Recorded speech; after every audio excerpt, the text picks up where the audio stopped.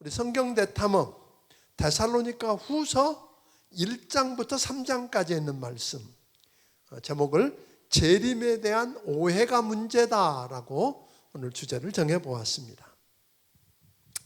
우리는 지난 시간에 데살로니가 전서를 다루면서 사도 바울이 2차 전도 여행 중에 이 데살로니가에 들려서 유대인들 회당에서 얼마 동안 이제 새 안식일 동안 그랬어요. 아마 전체로 치면 새 안식일은 좀 넘을 거라는 추측이에요. 새 안식일 동안 회당에 전하다가 그 사람들이 방해하니까 야손의 집으로 옮겼으니까 그 기간이 얼마인지 정확하게 지금 모르지만 그곳에 들려서 성경을 가지고 강론하고 복음을 전했더니 헬라인의 큰 무리와 적지 않은 귀부인들이 예수 믿고 바울과 일행을 따르는 기적적인 역사를 봅니다. 그랬더니 누가 시기심에? 그러니까 놀랍게도 데살로니가 지역에 유대인들이 와 있는 유대인들이 많았던 것 같아요. 그래서 그 시기심에 가득한 유대인들이 방해하고 사람들을 동원해서 소동을 일으키니까 믿은 지 얼마 안 된 어린 신자들을 두고 급하게 떠나서 어디로 갔어요? 베레아로 갔다 그랬어요. 그런데 그들이 어디까지 쫓아오세요? 베레아까지 쫓아와서 방해한다 그랬어요. 그러니까 오늘 바울이 오늘 낮에 이야기할 때 복음이 빠른 속도로 전파되는 것을 위해서 기도해달라고 할 뿐 아니라 뭐예요? 방해하고 그 어렵게 하는 사람들로부터도 건져달라고 기도했던 이유가 이런 것들인 것 같아요. 그래서 베레아를 거기까지 쫓아와서 방해하니까 결국은 아데네를 거쳐서 고린도에서 18개월 동안 머물면서 전도하고 교회를 세우고 훈련하는 것을 우리가 보게 됩니다. 바울은 데살로니가 교회가 궁금하고 염려가 되어서 다시 방문하고 싶은데 사단의 방해가 있고 또 그래서 기도하고 그래도 안 되니까 디모데를 보내서 돌보고 살피게 했는데 디모데가 돌아와서 보고하는 걸 우리가 지난번에 데살로니가전서 3장에서 보았어요. 그러니까 잠깐 머물러 복음을 전하고 가르쳤는데 급하게 그것을 빠져나오느라고 돌보지도 못하고 훈련도 못했는데 그 전해진 복음, 근데 그 전해진 복음이 낮에 단서가 있었어요. 복음이 전해질 때 어떻게 따르세요? 능력과 성령과 큰 확신으로 전해졌고, 그러니까 우리가 기도해야 되는 거예요. 전도는 반드시 뭐가 따라와야 돼요? 기도 없이는 안 돼요. 기도해야 누가 역사해요? 하나님이 역사해요. 그러니까 하나님이 능력과 성령과 큰 확신으로 그들에게 임하니까 말씀을 듣는 사람들이 그냥 말로 안 받고 사람의 말로 안 받고 누구 말로 들었다고요? 그러니까 예를 들면 오늘 제가 이렇게 설교하는데 이것을 사람의 말이 아니라 하나님의 말씀으로 들을 때 역사가 일어나는 거잖아요. 아멘? 그러니까 그들이 그렇게 하나님의 말씀으로 듣고 나니까 놀라운 역사가 일어나서 기적이 일어나게 되거든요. 그러고 나니까 저들은 그곳에서 있는 동안에 믿음의 역사가 나타나고 그들 위해 사랑의 수고, 그러니까 사랑을 하는데 수고가 따르는 사랑을 하고 소망의 인내가 있고 믿는 것 때문에 많은 환난을 당하면서도 복음을 전해서 바울과 주님을 본받는 자가 되어서 마케도니아와 아가야뿐 아니라 모든 믿는 자의 본이 되고 믿음의 소문이 각처에 빠졌다. 그래서 바울은 데살로니가 교회를 칭찬하고 격려하고 재림에 대한 잘못 알고 있는 것을 바로잡고 권면하기 위해서 뭘 했어요? 데살로니가를 떠난 지 한 8개월쯤 되었을 때 편지를 보내요. 그게 뭐라 그랬죠? 데살로니가 전서 그랬어요. 그것이 오늘 그렇게 전해졌는데 이 첫 번째 편지를 쓴 2달여 만에 또 급하게 편지 한 통을 더 썼어요. 그게 뭐예요? 데살로니가 후서예요. 그건 다 어디서 보냈냐면 고린도에 머물면서 그 편지를 보낸 것입니다. 이 편지를 보면 바울은 참 탁월한 신학자다 하는 생각이에요. 신학적으로 잘 교리적으로 정리가 되어 있고 또 하나는 그는 선교사다. 그러니까 전도자다 그런 거예요. 신학자일 뿐 아니라 그는 뭐예요? 전도자고 동시에 한 영혼 한 영혼을 향한 어린아이를 돌보는 유순한 유모 같고 아이들을 권면하고 위로하고 경계하는 아비 같은 모습, 즉 목회자의 모습을 보게 되는 거예요. 그러니까 저 같은 목사로서는 그 모습을 보면서 와, 그러니까 그냥 신학자고 그냥 선교사로 복음 전하고 가버리는 사람이잖아요. 그에게는 뭐가 있어요? 목자의 심정이 있는 거예요. 목자의 심정. 그런 그 영혼들을 향한 애끓는 그런 목회자의 심정이 있는 것을 보게 됩니다. 그렇다면 왜 바울이 데살로니가 교회에 첫 번째 편지를 보낸 후에 2달 만에 급하게 편지를 보내야만 했는지, 다시 말하면 왜 데살로니가 후서를 써야만 했는지, 사도 바울이 첫 번째 편지에서 뭐라 그러세요? 늘 했던 이야기잖아요. 우리 죄 때문에, 우리 사망의 죄와 사망의 문제 때문에 예수님이 대신 죄값을 치르기 위해서 십자가에서 피 흘려 죽으시고, 죽은 걸로 끝난 게 아니라 사흘 만에 다시 살아나시고 부활하셨다는 말이잖아요. 그리고 40일 동안 계시다가 뭐 하시고? 승천하시고 하나님 우편 보좌에서 우리를 위해 기도하시고 오늘 세상을 통치하시다가 말씀하신 그대로 우리 주님이 뭐 하셨다? 다시 오신다. 여러분 그거 믿으세요? 네. 오늘 다시 오셨어요. 그런데 먼저 예수님을 오실 때 뭐 한다 그랬어요? 먼저 예수 믿고 죽은 자들이 변화되고, 죽으면, 사람이 죽으면 영혼은 주님께로 가고 육체는 뭐예요? 이 땅에 잠들고. 그러다가 살아남아 있는 게 별 큰 먼저 죽은 사람이 불쌍하다 그런데 그게 아니라 우리 주님 다시 오실 때 누가 먼저? 예수 믿고 죽은 예수 안에 있는 자들이 먼저 뭐예요? 변화되고. 믿습니까? 변화되고 그 다음에 살아남아 있는 믿는 우리가 변화되어서 끌어올림을 받는, 공중으로 끌어올림을 받고 신부로서 신랑 되신 예수님을 만나고 그분과 연합하게 되고 그분과 함께 있게 되고 그리고 그분의 심판대 앞에 선다. 이 그리스도의 심판은 백보자의 심판하고는 달라요. 안 믿는 사람은 거기 참여하지 않아요. 믿는 사람들을 놓고 무슨 심판일까요? 상 주기 위한 심판. 네가 어떻게 했는지. 내가 은사를 주셨어요. 10고울을 다스리는 10문화를 주기도 하고 5달란트를 주기도 하고 그래가지고 그걸 가지고 얼마나 남겼는지, 그걸 가지고 그 은사대로 얼마나 섬겼는지에 따라서 주님이 뭘 주세요? 10고울을 다스리기도 하고 5고울을 다스리기도 하고. 왕들이 계시네요. 그러니까 함부로 하지 마요. 앞으로 옆에 있는 그분이 하늘나라 갈 때 뭘지 알아요? 왕. 그러니까 누가 무시하거든 까불지 마, 조금만 기다려봐라 그러는 거죠. 우리 주님이 그 심판을 거쳐서 그 다음에 심판이 끝나면 뭐가요? 주님이 그리스도와 함께 재림하시면서 누구를?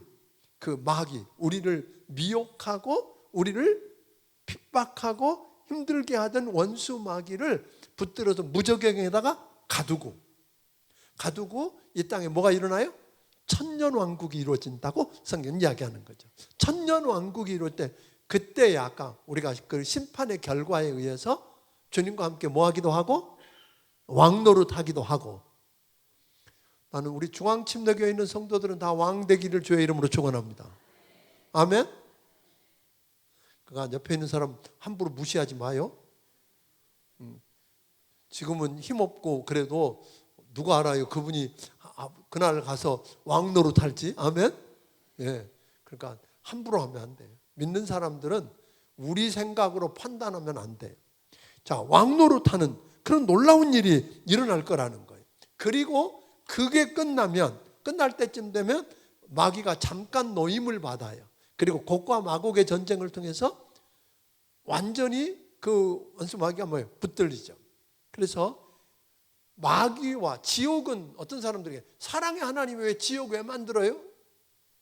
그래요. 지옥은 사람 가라고 만드는 건 아니에요. 마귀와 그를 따르는 자들이 들어가는 곳이에요. 그러니까 여러분들이 마귀를 위해서 준비해 놓았는데 누구 따라가면? 마귀 졸개로 마귀 따라가면 지옥 가는 거예요. 그 여러분 가라고 만들어 놓은 거 아니에요. 그 지옥에 들어가고 그때는 뭐예요? 백보자의 심판 그랬어요.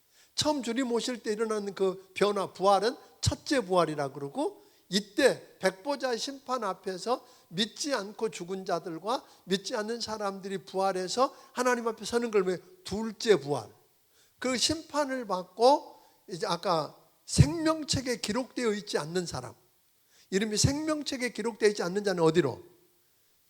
마귀를 위해서 준비했고 그 마귀와 그를 따르는 자를 준비된 영원한 불못, 지옥으로 들어가고, 그걸 가리켜서 뭐라고 부른다? 둘째 사망. 이게 마지막 때 있을 일들, 앞으로 요한계시록을 이제 얼마 안 있으면 요한계시록도 다루게 되잖아요. 요한계시록을 다룰 때 이제 구체적으로 이런 문제들을 다루게 되겠지만, 오늘은 맛보기로 이걸 그나마 마지막 때를 알아야, 마지막 될 일을 알아야 오늘 우리가 사랑하는 남편이, 사랑하는 아내가, 사랑하는 자식이 먼저 예수 믿고 갔어도 그것 때문에 낙담하고 불쌍하다고. 아니요, 그분은 그럴 거예요. 내가 불쌍한 게 아니라 살아남아서 고생할 네가 불쌍하다 그런 거지. 아세요? 돌아가신 분이 불쌍해요? 아버지 앞에 갔는데. 그러니까 그 말로 위로받을 수 있다고 이야기하는 거예요. 자, 그런데 이것 때문에 뭐라 그랬어요? 서로 이 마지막 때 일어날 일을 알았으니까 이 말로 서로 뭐하라? 위로하라는 거예요. 그렇잖아요. 조금 없고 핍박받고 해도 그것 때문에 올 상급. 오늘 낮에도 잠깐 이야기했습니다만, 나팔꽃에게 뭐만 비쳤더니 24시간 빛만 비쳤더니 꽃이 안 피더라고 그랬어요. 깜깜한 어두움과 찬 이슬을 맞고 빛을 받아야 뭐예요? 꽃이 활짝 피는 것처럼 우리 세상에는 햇빛만 쬐면 그건 뭐예요? 사막. 좋은 게 아니에요. 햇볕도 쬐고 뭐도 오고 비도 오고. 어제 지나간 태풍 왜 오느냐고요? 태풍이 필요해요, 안 필요해요? 필요해요. 태풍이 와야 바다 수백 미터 밑에까지 뭐예요? 한번 뒤집어 놓아야 바다가 산다는 거예요. 아멘? 그러니까 다 필요 없는 건 아무것도 없는 거예요. 그것들을 통해서 우리를 빚어가시는 하나님을 경험할 수 있었으면 좋겠어요. 그래서 이 여러 마지막 때를 아는 우리는 이 여러 말로 서로 뭐하라? 위로하라. 그런데 우리 주님 다시 올 때와 시는 뭐 한다 그러세요? 아무도 모른다 그러세요. 하나님만 아시는데, 하나님께서 정하시는 거니까 밤에 도적같이 갑작스럽게 예기치 않을 때에 임할 것이라고 이야기했어요. 그런데 데살로니가 사람들 가운데 오해하는 사람들이 생겼어요. 당시 주님이 곧 오신다, 또 아니면 이미 뭐 하셨다? 이미 오셨다, 주의 날이 이미 임했다, 이러고 나니까 데살로니가 교회에 있는 성도들 가운데 흔들리는 사람들이 있어요. 두려워하는 사람들이 생겨난 거예요. 그러다 보니까 데살로니가 교회 한번 생각해 보세요. 그런 일이 지금 현재 우리 교회 안에 어떤 사람들이 나와가지고 막 무리를 지어서 예수님 이미 오셨다 그러면 여러분 어떻게 했어요? 아니, 주의 날이 이미 예수님이 재림하셨다 그러면 여기 있으면 큰일 아니에요? 안 그래요? 우리끼리 있으니까 괜찮아요? 큰일이죠. 그러니까 한번 데살로니가 교회를 생각해 보면 얼마나 심각하고 혼란이 있었을지. 그리고 어떤 사람들은 금방 오신다, 주님 금방 오신다, 그러니까 일도 안 하고 일만 만들고, 그리고 말로, 그런 사람들은 말만 하잖아요. 말로 어렵게 하고, 이런 사람들 때문에 데살로니가 교회가 얼마나 어려웠을지, 또 그것을 쳐다보고 있는 이방인들이 얼마나 비웃고 더 핍박했을지 우리는 충분히 이해가 되는 거예요. 이제 그런 것 때문에 두 번째 편지 데살로니가 후서를 쓰게 된 것입니다. 이 두 번째 편지인 데살로니가 후서는 짧은 편지인데, 거기에는 그 어려운 상황 속에서도 그런데 저들 가운데 대다수는 뭐예요? 믿음을 지켰대. 그 상황 속에 믿음을 지켰고, 그리고 그들의 믿음이 오히려 자랐대. 그러니까 여러분들이 어려움을 겪으면 믿음이 안 자란다고? 아니에요. 사실 중국 같은 경우도 그 문화혁명이 있은 후에 선교사들 다 추방하고 교회 다 문 닫고, 그래서 중국 교회 없어졌다고 그랬다고요. 그런데 막상 개혁개방 정책을 하면서 문을 열고 봤더니 뭐예요? 그 전보다 훨씬 많은 아주 건강한 그리스도인들이 있는 걸 발견하게 됐잖아요. 그런 것처럼 우리에게 있는 고난은 하나님이 때로는 우리를 깨끗하게 하고 정화하기 위해서 허락하신 거라는 걸 이해할 수 있으면 좋겠어요. 그들의 믿음이 그 상황 속에서도 믿음을 지키고 자라가고 사랑이 풍성하고 환난 중에서도 인내하는 모습으로 인해서 바울이 뭐예요? 감사하고 칭찬하는 게 1장에 나오고, 그다음에 2장에서는 그 재림에 대한 잘못된 교리를 교정해주고, 3장에는 그러므로 마지막 때를 사는 우리가 어떻게 살아야 할지를 이야기하고 있습니다. 1장, 바울은 신실한 동역자들인 실로아노, 여러분들이 여기 나오는 실로아노라고 하는 말은 사도행전 16장에 나오는 신라와 똑같은 사람인 거 아시죠? 예, 신라. 그러니까 이 실로아노, 신라와 디모데와 함께 예수 그리스도 안에 있는 데살로니가 교회에게 오늘 뭐 하고 있어요? 하나님 아버지와 주 예수 그리스도로부터 은혜와 평강을 비는 인사로 그러니까 보통 바울 서신에 보면 이런 형태를 취하는 걸 보게 됩니다. 이 어려움과 환난 속에서 너희 믿음이 더욱 자라고 또 각기 서로 사랑함이 풍성하게 하신 하나님께 갑니다. 이게 바울이 참 이상하죠? 너희 믿음, 그러니까 우리가 사람을 하나 놓고 뭘 잘할 때 너 되게 뭐 잘한다고 그 사람 개인을 막 칭찬하고 나면 그 다음에 어떻게 사람이 좀 이상해져. 칭찬을 계속하면 사람이 조금 이상해지는 거 알죠? 교만해져. 그러니까 자기가 특별한 줄 아는데 바울은 뭐라 그러냐면 칭찬을 하는데 너희에게 그것이 가능하게 하신 분이 누구요? 하나님이다. 하나님께 감사하는 거예요. 너희 때문에 누구에게 감사한다? 하나님께 감사한다. 그리고 박해와 환난 중에도 너희가 견디고 인내하는 믿음으로 말미암아 하나님의 여러 교회에서 우리가 자랑한다. 너희 때문에 우리가 너희를 자랑하고 있다. 저들을 인정하고 칭찬하며 감사하고 있습니다. 뿐만 아니라 공의로우신 하나님께서 너희로 하여금 하나님 나라에서 합당한 자로 여김을 받게 하시려고. 이게 바울이 참 기가 막힌 이야기. 그러니까 하나님 나라에서 합당한 자로, 내가 믿어지고 합당한 자, 그러나 합당하게 여겨주시는 게 더 중요하다는 거예요. 합당한 자로 여김을 받게 하시려고 너희로 고난받게 하신 것이며 너희로 환난을 받게 한 자들에게는 환난으로 갚고 환난당하는 너희에게는 우리와 함께 안식으로 갚을 것이다. 5절부터 7절이죠.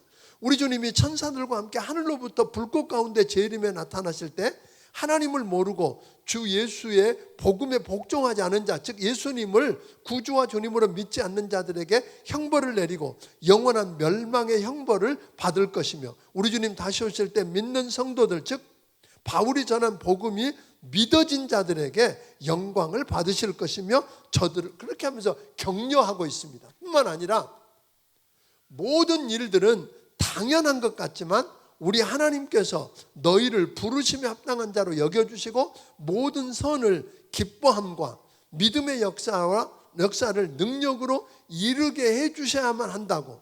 우리 그리스도 은혜로 인해서 너희 가운데 영광을 받으시고 너희도 예수 안에서 이름을 그 영광을 받도록 기도한다고 이야기합니다. 그러니까 이걸 보면 얼핏 말도 안 돼 보이는 거예요. 지금 바울이 이 편지를 쓴 궁극적인 목적이 뭐예요? 영으로 받았다고 그러고 말로 들었다고 그러고 바울의 편지를 통해 바울이 썼다고 그러고 그러면서 예수님이 다시 오심을 주어진 주의 날이 이미 도래했다고 거짓말하는 사람들, 그것 때문에 사람들을 흔들리게 하고 두려워하게 하고 자기들은 게으르고 자기 일 안 하고 일만 만들고 혼란을 일으키고 있는 그 사람들에게 지금 뭐예요? 말하고 있는데 어떻게 이런 격려와 칭찬과 감사가 먼저 나오냐는 거예요. 사실은 바울이 그런 자들에게 뭘 가지고 와야 돼요? 매를 가지고 가야 되는데 칭찬과 감사와 인정, 격려, 기도로 나아가고 있거든요. 그러니까 우리가 기도하며 저들을 정말 사랑하면 긍휼의 마음이 있으면 하나님께서 우리가 다른 이들의 삶을 보고 긍정하도록, 주님의 마음으로 보도록, 주님의 느낌으로, 주님의 눈으로 바라보도록 마음을 움직여 주신다는 거예요. 그러니까 이게 할 말이 별로 없어요. 하나님 앞에 우리가 겸손하게 긍휼한 마음을 가지면 누구 마음으로? 주님의 마음으로 보는 시각이 달라지게 하는 걸 우리가 보게 됩니다. 또 하나는 우리가 주님 마음으로 민감성을 가지면 다른 이들의 삶을 인정하는 통찰력을 얻게 된다는 거예요. 안 그러면 우리 같으면 보통 대뜸 뭐부터 해요? 화부터 안 내겠어요? 그리고 어떻게 그럴 수 있느냐고 야단부터 치고 볼 텐데 그러지 않았다고 하는 거죠. 이게 오늘 1장이 시작하는 서두가 그렇게 그들 안에 있는 문제도 있지만 뭘 봤어요? 먼저 하나님의 시각으로, 하나님 눈으로 바라보니까 그 안에 칭찬할 것도 있고 인정해 줄 것도 있고 격려도 필요하고 기도해 주고 이러고 시작하다는 거예요. 이걸 보면서 우리가 적용할 수 있지 않을까요? 우리 아이들을 키울 때. 또 2장. 바울이 예수님 다시 오시는 재림, 즉 종말에 대한 잘못된 사상을 가지고 있는 이들을 경고하고 교정해 주기 전에 1장 3절에서도 그랬고 2장 1절에서도 이 문제를 안고 있는 사람들에게 뭐라고 부르죠? 2장 1절 한번 읽어볼까요? 2장 1절 시작. 형제들아, 우리가 너에게 구하는 것은 우리 주 예수 그리스도의 강림하심과 우리가 그 앞에 모임에 관하여. 그들을 뭐라고 불렀다고요? 형제들아 하고 오셔요. 문제가 많은 사람들인데 형제들아 하고 불러요. 야, 이 원수들아 이러고 시작하는 거하고 형제들아 하고 시작하는 게 다르지 않아요? 응? 가끔 요즘은 좀 덜한데 옛날 저희가 자랄 때 엄마들은 그랬어. 저 귀신도 안 잡아갈 육시를 할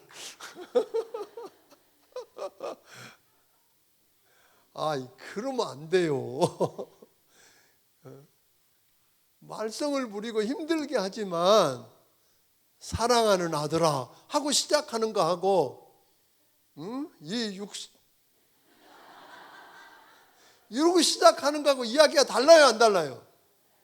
다르지. 그러니까 화가 나면 말하면 안 되는 거예요. 화가 나면 어떻게 해요? 하여튼 입 다물어야 돼. 화가 나서 말하면 뭐가 나가요? 독이 나가, 독이. 특별히 아이들에게 화났을 때 말해. 화났을 때 말만 하지 않잖아요. 말할 때 뭐도 가요? 손도 같이 가는 거 아니에요? 응? 등짝도 후리고. 그래서 바울의 모습을 통해서 우리에게 주는 게 뭐예요? 지금 생각해 보면 그래서 아이가 바뀌지 않잖아요. 더 어려워지지. 그러니까 그 자식도 아닌데 바울이 지금 얼마나 힘들게 하고 교회 하나를 지금 어렵게 하고 있는 이들에게 말하면서 뭐라고 불러요? 형제들아 하고 이야기했단 말이에요. 형제들아 하고. 오늘 낮에도 이야기했던 것처럼 뭐라고 그러세요? 그를 원수를 대하듯 하지 말고 누구에게? 형제에게 하듯 이렇게 이야기해요. 형제들아. 그러니까 이 말 누구에게 하고 있는 거예요? 재림에 대해서 오해하고 뭐 영으로 받았다고 그러고 말로 들었다고 그러고 바울이 다른 편지에 나한테 그랬다고 그러고 거짓말하고 있는 거잖아요. 그래서 이미 주의 날이 임했다고 주님이 오셨고 금방 오실 거라고 그러니까 일할 필요도 없고 하늘만 쳐다보고 다른 거 아무것도 안 하고 규모 없이 게으르고 쓸데없이 간섭하고 엉뚱한 말 만들고 혼란스럽게 하는 이들을 버리겠다는 의도가 아닌 거예요. 그 목표는 뭐예요? 지금 그들을 버리겠다는 이야기가 아니라 그들을 뭐 하겠다는 거예요? 교정해서 가르쳐서 회복해서 돌아오게 하겠다는 데 초점이 있다는 거예요. 이게 그리스도인의 이야기입니다. 아멘. 교회 안에서도 그러고 가정에서도 그러고 그럴 수 있으면 좋겠어요. 그러니까 이 장은 바울이 이 편지를 쓴 주된 목적이기도 한데 바울은 주 예수님께서 다시 오시면 강림하시고 우리가 그 앞에 서게 되는 날에 대해서 어떤 일을 어떤 이들이 말하는 것처럼 주의 이 날이 이미 이르렀다고 해서 마음이 흔들리거나 두려워하지 말아야 된다고. 사실 그 1992년에 다미선교회 같은 데서 주님 오신다고 그러고 흰 옷 입고 산에 올라가고 막, 그때 걱정한 사람들 없는지 모르겠어요. 진짜 주님 오시면 어떡하지? 그러고. 오늘 낮에 그 설명을 했잖아요. 이게 이제 2장에서 설명하고 있는 게 그런 이야기들이에요. 그러니까 그런 것 때문에 우리가 끝을 모르면 미혹될 수밖에 없어요. 그런가 봐 하고 거기 가야 되나 봐 하고 따라가게 되는 거고, 두려워하게 되는 거고, 불안해하는 거고, 어떻게 해야 되는지 흔들리게 되는 이런 거죠. 근데 저는 우리 중앙교회 성도들은 이런 것 때문에 흔들리지 않게 되기를 주의 이름으로 축원합니다. 누가 뭐 계시록 갖고 와서 따져도 씩 웃어야지 어떻게. 그냥 씩 웃는 거예요.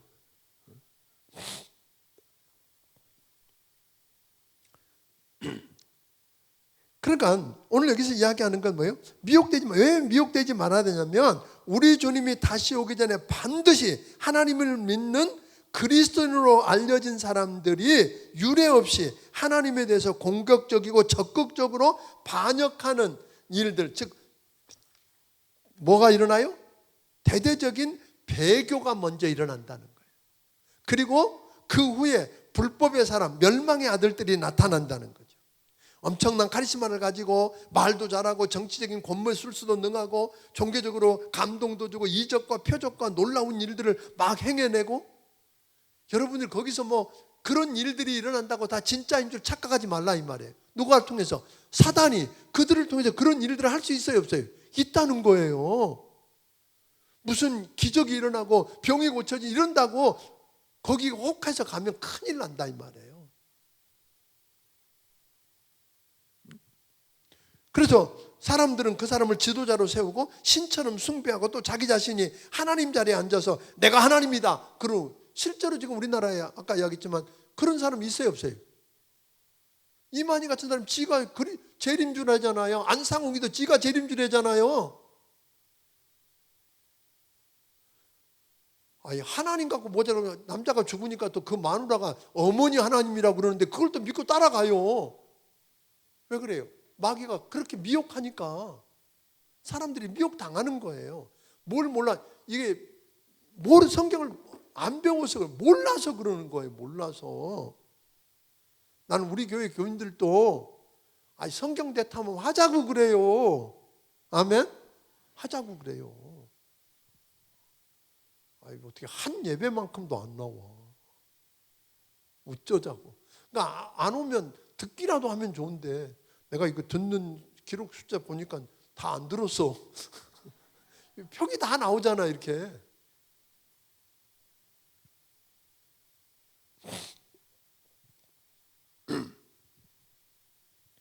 그런데 이제 여기 보면 이 불법의 비밀이 이미 활동을 시작했다는 거예요. 사실 적그리스도라고 오해됐던 사람들이 많이 있었어요. 안티오커스 같은 사람. 성전에다가 막 제우스 신을 모셔놓고 거기다가 예배하게 만들고, 또 지가 하나님이라고 하는 사람도 있었고, 네로 같은 사람도 그렇고, 뭐 여러들이 도미티아누스도 그러고, 이런 여러 사람들을, 또 히틀러도 그랬고 역사적으로 그걸 뭐라 그러세요? 적그리스도라고 이야기했는데, 그들이 적그리스도의 모습, 불법적인 활동을 이야기했지만 진짜 적그리스도의 본격적인 모습이 안 나타났다는 거예요, 마귀가. 왜? 누가 막고 있어요? 막는 자가 있다 그랬어요. 5절 6절에 보니까. 막는 자가 누구예요? 성령님이 막으시는 거예요. 근데 어느 날 그들이 정말 나타날 때가 있을 거라는 거예요. 그럼 그 정도가 아니란 말이에요. 그럼 그들이 나타나는데 걱정할 것 없는 것은 누가?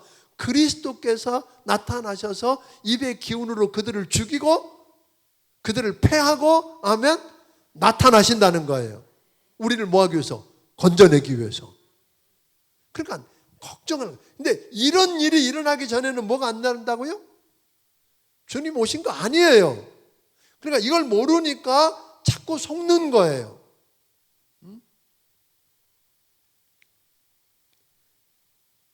그러면 불법한 자, 악한 자에 나타나는 거 왜 그럴까요? 사탄의 활동에 따라 모든 능력과 오늘 보면 9절부터 12절에 보니까 거기에 보면 거짓 기적과 불의의 속임과 멸망하는 자들, 즉 진리의 사랑을 받지 않고 받지 못하는 거짓을 믿는 불의를 좋아하는 심판받게 하는 그들을 다 심판받게 하려고 사람들이 불법한 자, 즉 그리스도를 따라가기 때문에 사람들이 이상하게 가짜와 진짜가 있으면 뭘 더 좋아해요? 이상하게 가짜를 더 좋아해요.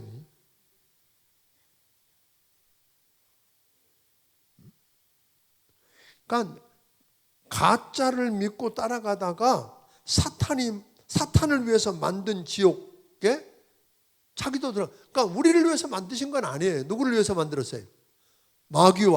마귀나 사탄이나 똑같은 거 아시죠? 옛뱀이나 그를 따르는 자들을 위해서 만들어 놨는데 그러다가 들어간다는 거예요. 그러니까 불의한 자, 즉 적그리스도와 그를 따르는 자들이 결국을 알고 나면 구원받는 자들의 반열에 들어간다는 것이 얼마나 감사한 일인지. 여러분과 내가 예수 믿고 구원받은 하나님의 아들이고 딸이라는 게 얼마나 감사한지 아세요? 주님 오실 때 우리가 들림받는다는 거 아세요? 다만 아는 것은 그날 구원받긴 받았는데 부끄러운 구원. 누구는 왕노릇 하는데 누구는 뭐예요? 그러니까 여러분들이 생각할 때 갈 거 아니에요. 저기 배 목사는 왕 되겠지. 근데 나중에 보니까 아니고 누가 왕이에요? 여기 힘들게 일하고 하는 분이 그럴 수 있다는 거예요. 그래서 어떤 사람은 부끄러운 구원을 받을 수도 있고. 그러니까 함부로 판단하지 마요. 그러니까 옆에 있는 분이 뭐다? 왕이다. 그러니까 함부로 대하지 마요. 그날에 가서 여러분 어쩌시려고 그날 가서 어쩌시려고 막대 사람을 함부로 무시하고 함부로 대하냐 이 말이에요. 그가 뭘지 모른다? 왕일지 모른다. 왕일지. 자, 그런 생각들을 우리가 좀 하면 좋겠어요. 그러니까 하나님께서 택하여 주셨을 뿐만 아니라 성령을 보내서 진리를 알고 믿도록 하시고 거룩하게 해주신 것은 우리가 이 땅에서 받을 수 있는 가장 큰 축복이라는 걸 13절에 이야기해 줍니다. 하나님께서 바울을 통해서 복음으로 부르신 것은 저들로 하여금 주 예수의 영광에 참여하도록 하기 위함입니다. 우리가 하나님이신 예수 그리스도의 영광에 참여하도록 허락받은 것은 무한한 영광이요 특권이 아닐 수가 없는 겁니다. 그러므로 말로나 편지로 가르친 것이라고 그동안 전하고 가르쳤던 소위 전통을 지키라고 명령하는 거예요. 그러니까 바울이 그동안 가르쳤던 거나 편지를 했던 거나, 그러니까 우리로 말하면 지금 뭐예요? 성경이죠. 이 우리가 성경을 가르칠 때 배웠던 거나 설교를 통해서 배웠던 이것들을 우리가 붙들고 그대로 그 말씀이 말하고 있는 대로 지키고 행하게 되기를 주의 이름으로 축원합니다. 그리고 오늘 사도 바울은 16절 17절을 통해서 중보기도 하는 것으로 마칩니다. 16, 17절 한번 읽어보겠습니다. 시작. 우리 주 예수 그리스도와 우리를 사랑하시고 영원한 위로와 좋은 소망을 은혜로 주신 하나님 우리 아버지께서 너희 마음을 위로하시고 모든 선한 일과 말에 굳건하게 하시기를 원하노라. 그러니까 하나님의 은혜 없이는, 하나님이 도와주시지 않으면 그가 한 권면들이 그가 회심시켰던 데살로니가 사람들 속에서 성취될 수 없다는 걸 누가 알았어요? 바울이 아는 거예요. 그러니까 다 이야기해놓고 마지막 뭘로 끝내요? 기도로. 그러니까 바울이 이 데살로니가 후서를 통해서 끊임없이 했던 이야기는 그런 거예요. 당연하게 될 것 같지만 그거 당연하니까 된다고 믿는 게 아니라 그래도 뭐예요? 기도로 하나님께 의탁하는 거예요. 하나님의 은혜가 있어야 되고 하나님의 성령을 통해서 도와주셔야만, 하나님이 하셔야만 될 수 있다고 믿었기 때문에 그렇다고 하는 거예요. 그러니까 바울은 우리를 사랑하시고 영원한 위로와 좋은 소망을 은혜로 주시는 하나님 아버지께서 여전히 힘든 자리에 있는 데살로니가 교회 성도들의 마음을 위로해 주시고 모든 선한 일과 말에 굳건하게 해 주시도록 뭐하고 있어요? 기도하고 있는 것을 우리가 보게 됩니다. 바울의 마음을 여러분 아시겠습니까? 바울은 저들 안에 있는 귀한 것들을 드러내서 그것을 그들에게 있게 하시고 하게 하신 하나님께 감사한. 그러니까 사람을 보면서, 여러분 우리 자녀들을 보면서 우리 자녀들에게 있는 그 좋은 모습들을 보면서 하나님께 감사해 본 적 있으세요? 그런 말을 하게 하시고 그런 생각을 하게 하시고 그렇게 살게 하신 아이를 보면서 하나님 감사해요. 이런 고백을 해보셨냐 이 말이에요. 또 저들이 마땅히 해야 할 일들을 권면하고, 그리고 하나님께서 그 일을 오늘 이루어 주시도록 기도해 봤냐 이 말이에요. 아이들에게 이렇게 해라. 또 아이들이 당연히 할 수 있는 일이지만 그 아이들의 마음속을 지키고 역사하도록 그 아이를 위해서 뭐 하는 거예요? 기도하는 일. 왜? 누가 하셔야 되니까. 당연하지만 누가 도우셔야 돼요? 그러니까 여러분 그 하나님의 주권을 믿으세요? 하나님의 주권. 아주 정말로 지극히 당연한 일인데도 그걸 놓고 당연하게 받아들이지 않고 뭐 해요? 기도하고, 누가 하셨다고? 하나님이 하셨다고 그분께 영광을 돌릴 수 있어야 된다는 것입니다. 그러니까 하나님을 철저하게 신뢰하고 있는 바울의 모습을 보게 됩니다. 이런 바울을 통해서 하나님이 일하시기를 기뻐하지 않았겠는가 하는 거예요. 저는 우리 안에 그런 모습을 우리 주님이 볼 수 있었으면 좋겠어요. 참 이쁘다. 참 이쁘다. 여러분 그런 모습들을 좀 어떻게 갖추면 안 될까요? 내가 할 수 있어. 그렇지만 그 일을 할 수 있는 그 일이지만 하나님께 기도하고 주의 은혜를 구하고 도우심을 구할 수 있는. 그래서 그 일을, 나를 통해서 그 일을 이루게 하신 하나님을 높여드리고 그 이름을 찬양하고 그분께 영광을 돌려드리면 그분의 영광 속에서 우리 영광을 드러내 주시는 하나님을 보게 될 거라는 거예요. 3장은 오늘 낮에 다뤘기 때문에 더 이상 다루지 않겠습니다. 그렇죠? 오늘 짧은 서신이기 때문에, 그리고 지금 계속 이렇게 데살로니가 전서부터 해서 계속 반복을 했기 때문에 지금 데살로니가 전서는 머릿속에 다 기억이 될 거예요. 지도도 기억나지요? 데살로니가 지역 기억나세요? 한번 지도만 한번 보여주시고 할까요? 어디 지난주에 보여줬던 지도 있어요? 예. 되게 밝아요. 그죠? 바울의 2차 전도 여행 우리가 보게 되면 저 안디옥에서 출발해서 더베를 거쳐서 피시디 안디옥을 거쳐서 쭉 뭐 왔다 갔다 하다가 결국은 드로아에서 환상을 보게 되잖아요. 그렇죠? 이 마게도니아 사람, 마게도니아라는 게 저 데살로니가, 빌립보 그쪽 전체를 마게도니아라고 그랬어요. 마게도니아 사람 하나 가서 우리를 도우라고 하는 말을 듣고 네아폴리를 거쳐서 빌립보를 갔다가 거기서 어려움을 당하고 데살로니카를 갔다가 베레아를 거쳐서 아테네라고 하는 곳입니다. 아테네로 갔다가 고린도, 여기를 가리켜서 우리는 아가야 지방이라고 그러는 거예요. 아가야 지방. 그래서 거기서 이 고린도에 있으면서 뭘 썼어요? 데살로니가 전후서를 쓰게 되는 거예요. 이해가 되죠? 예. 우리 같이 기도하겠습니다. 주님 앞에 감사의 예물을 드린 손길이 있습니다. 하나님 아버지, 우리가 하나님 말씀을 붙들고 공부하고 그 말씀대로 한번 살아보려고 하는 것 감사합니다. 하나님, 이 말씀대로 우리가 굳건하게 서서 세상에 어떤 일이 일어나도 흔들리지 않고 두려워하지 않고 그 마지막을 보았기 때문에 다르게 살 수 있도록 축복하여 주시옵소서. 오늘 주신 은혜 감사해서 귀한 사람이 하나님 앞에 감사 예물을 드렸습니다. 받아주시고 오늘 여기에 있는 기도 제목처럼 하나님이 일하시는 것, 그를 통해 일하시는 하나님의 역사를 날마다 체험하며 살도록 도와주시옵소서. 이제는 우리 주 예수 그리스도의 크신 은혜와 하나님 아버지의 무한하신 사랑과 성령님의 감화 감동하시고 역사하시며 교통하심이 오늘 여기 머리 숙인 모든 심령들 위해 함께해 주시기를 예수님 이름으로 축원하옵나이다. 아멘.